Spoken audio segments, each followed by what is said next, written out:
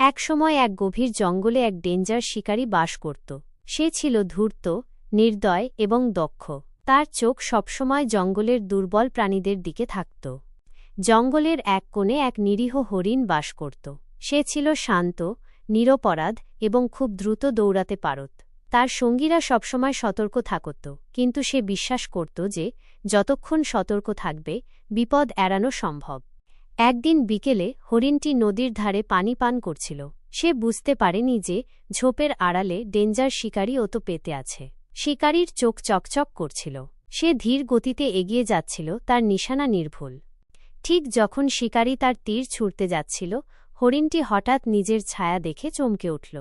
এতে তার বিপদের অনুভূতি জেগে উঠল এবং সে দ্রুত লাফ দিয়ে সরে গেল।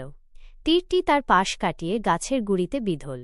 হরিণটি তখনই বুঝে গেল সে যদি কেবল তার গতি ব্যবহার করে তাহলে সে বেশি দূর পালাতে পারবে না। তাই সে তার বুদ্ধি খাটাল। সে এমন একটি ঝোপের দিকে ছুটল যেখানে অনেক শুকনো পাতা ছিল।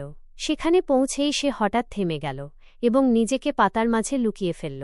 শিকারী দ্রুত তার পথ ধরে হরিণটির পিছু নিল, কিন্তু সেখানে এসে সে হরিণকে দেখতে পেল না। সে মনে করল হরিণটি হয়তো অনেক দূরে পালিয়ে গেছে।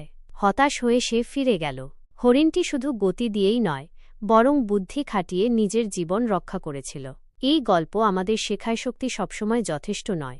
বুদ্ধি ও সতর্কতা থাকলে আমরা বড় বিপদ থেকেও রক্ষা পেতে পারি।